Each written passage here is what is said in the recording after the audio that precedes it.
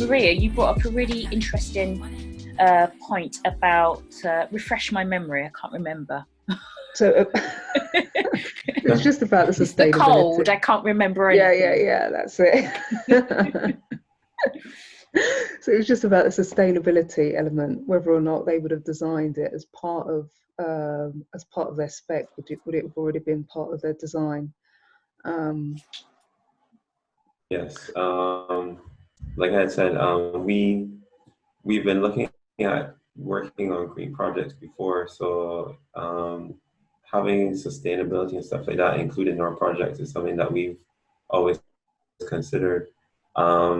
Sometimes, and this might be leading back to one of the points that you just made previously, sometimes customers don't necessarily want to have something that's sustainable, or they can't afford it. In which cases then you might have to take it out. But at the end of the day, the thing is, if you include it from the beginning, it's better than having it there available for the customer, and then if they decide that they don't want it, then that's something else, versus not including it and then you have to say to yourself, well, hey, maybe perhaps you could consider doing or having sustainability as part of the development. I think it's better to just have it included from the beginning. Why?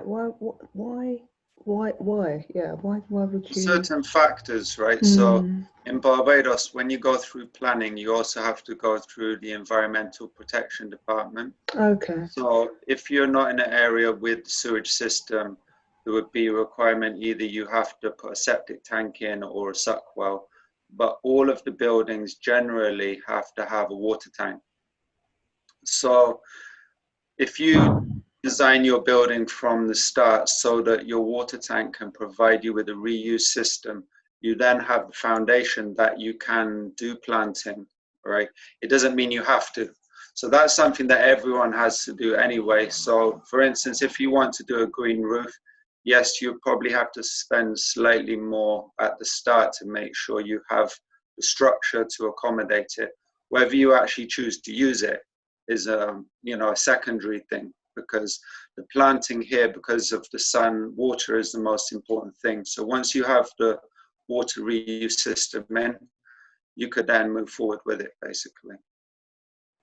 Are you able to develop in all spaces, or are there certain areas in Barbados that are just for residential, commercial properties? What's the layout of the island? So basically, the water zoning policy will determine that.